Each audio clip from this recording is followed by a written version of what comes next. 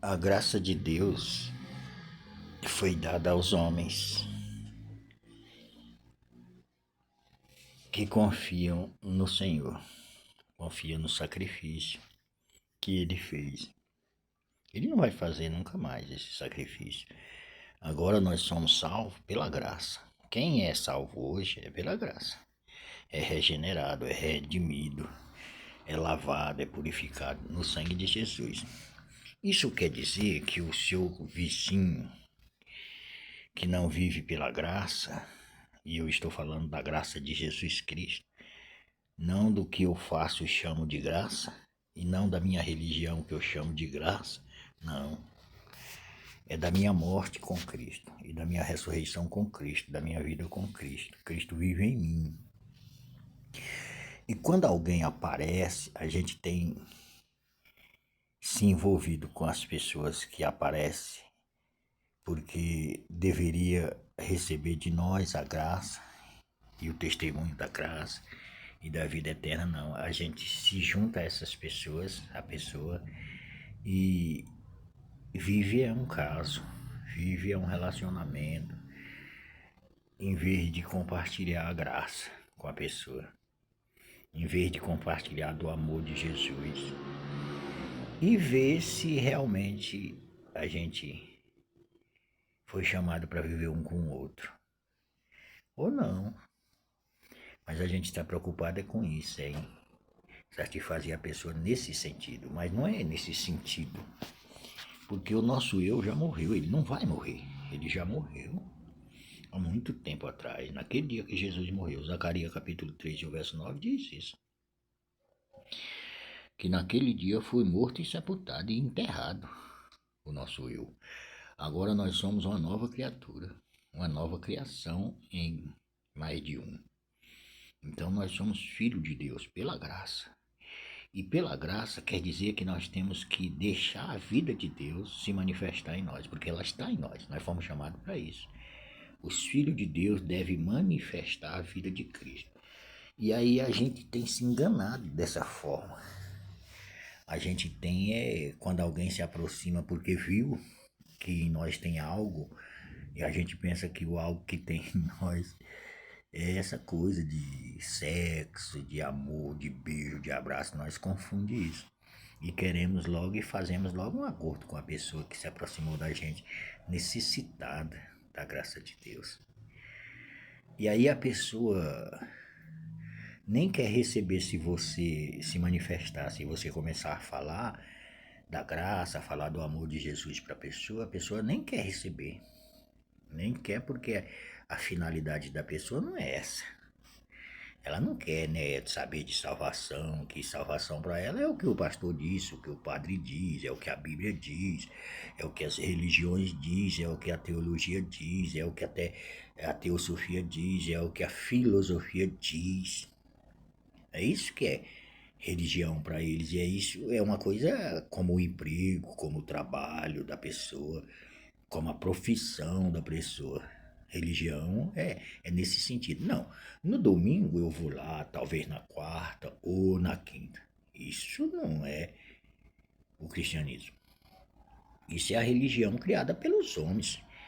Mas ela não fala da justiça de Deus. Ela fala da injustiça que você pratica e que você está condenado. Mas você não está condenado. Não está se você crê.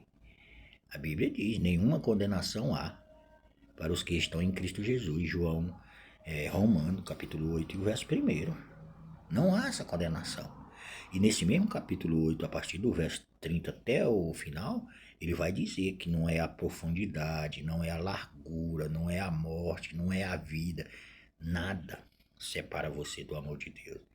Então é para isso que nós temos que acordar e parar com essa forma que a gente vem fazendo, sabe? A gente, eu digo os cristãos, a maioria, que é o que o Paulo diz no capítulo 6 da primeira carta de Coríntios, e no verso 10 e 11, que é o que alguns têm sido. Ele não está falando com as pessoas que não têm conhecimento da palavra de Deus, que não se renderam ao evangelho de Jesus Cristo. Ele não está falando com essas pessoas. Ele está falando com quem se rendeu, no caso eu, você e todos aqueles que receberam o evangelho. Embora a gente esteja vivendo assim pelo prazer, Mas é um erro nosso, que nós temos que nos atentar. E ir para a Bíblia, né? Para que a Bíblia nos esclareça acerca disso, acerca de que nós estamos nos enganando. Não foi para isso que Deus nos chamou, para se juntar com as pessoas. No caso, o homem com a mulher que deveria conhecer mais da graça. E no caso da mulher com o homem que não tem como beber da água, porque nem sabe onde é que tem água. Às vezes nem conhece, não quer nem saber disso. Já colocou no coração o inimigo, no coração endurecido pelo pecado, pelo engano do pecado. Colocou que isso é tudo coisa de crente, é tudo política, é tudo farinha do mesmo saco, é tudo ladrão, é tudo enrolão. Mas isso não é verdade. Todo mundo não é ladrão. Nada disso. Todo mundo não é filho de Deus. Nada disso. Mas que todo mundo precisa, precisa ser. E o quanto antes. Porque depois que descer para o silêncio, aí não tem mais jeito. Você fecha os olhos aqui e vai abrir na escuridão. Sem enxergar nada, né? Só tormento, pavor, medo, tristeza, grito, assombro, açoite. Sofreu a vida eterna, é no sofrimento. Porque ignorou aqui, debaixo dessa luz artificial que é o sol. Porque há uma luz verdadeira que é Jesus e ela brilha na gente, e ela chama a atenção das pessoas. As pessoas olham para a gente é que se engana. A gente pensa, e porque a gente está movido por esse sentimento, né, da carne, a gente não vigia e deixa a carne enganar a gente e se satisfazer usando esse brilho que Deus colocou em nós, para que as pessoas olhem para nós, sabe? As pessoas olham para nós, olham e vê a gente. E ela vê algo interessante, ela vê algo que é diferente, que é a luz. Mas a gente acha e imagina que é encantamento, que é paixão, que é essas coisas. E a gente vai, em vez de se aproximar da pessoa que está vendo a gente brilhar, e que ela não tem esse brilho, e nem todos que a pessoa vê tem esse brilho, ela quer saber isso, ela quer saber de onde está vindo isso. Mas a gente entra na ilusão e o inimigo usa a carne. E quando chega lá, em vez da gente falar, da gente conversar, da gente estar desprovido dessas intenções, dessas imaginações para se ajuntar com a pessoa, casar, viver, a gente faz é deixar isso crescer mais na gente e se envolve com a pessoa dessa forma. Às vezes nem fala do amor de Jesus, sufoca o amor de Jesus e não fala, e se submete ao julgamento da pessoa que é incrédula, que não tem Jesus. A pessoa se submete, mete a cabeça num laço de prisão e se mantém presa. Ainda tem a coragem de dizer que é a vontade de Deus. Não é verdade, você torceu no caminho à luz. Você não fez o que a luz fez. A luz fez com que você fosse visto. Mas você não fez o que a luz queria que você fizesse. Aí a gente tem que acordar antes que seja tarde, antes de sair de cima da terra. Nós que vivemos pela graça. Não estou falando de religião, de igreja, não, estou falando do Evangelho de Jesus, da graça. Porque é por onde nós somos salvos. Efésios 2:8. Vós sois salvos pela graça. Isso não vem de vós, é dom de Deus. Essa coisa não é nossa, esse brilho. Essa coisa que a gente é vista, sabe? Desconhecido. Às vezes a gente não conhece ninguém, não sabe nem quem é. Mas a pessoa vê a gente, as pessoas. E a gente imagina, a gente é enganado nesse percurso. Não, eu não diria não tanto enganado, mas a gente se satisfaz com o engano do coração, da carne.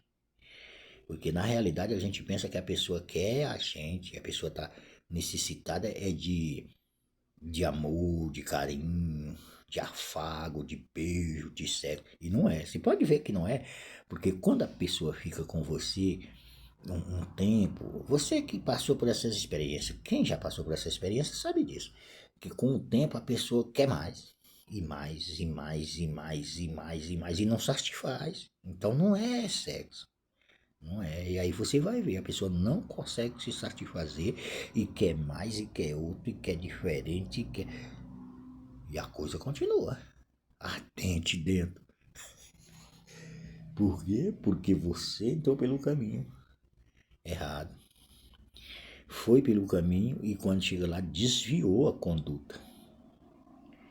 Você foi visto por causa da luz que está em você. Mas aí você apagou essa luz para viver essas emoções, para viver as paixões da carne, para se inclinar para a carne. Mas nós somos salvos pela graça e nós brilhamos. Há uma luz em nós que é Jesus. Precisamos acordar para isso. Que Deus tenha misericórdia de cada um de nós.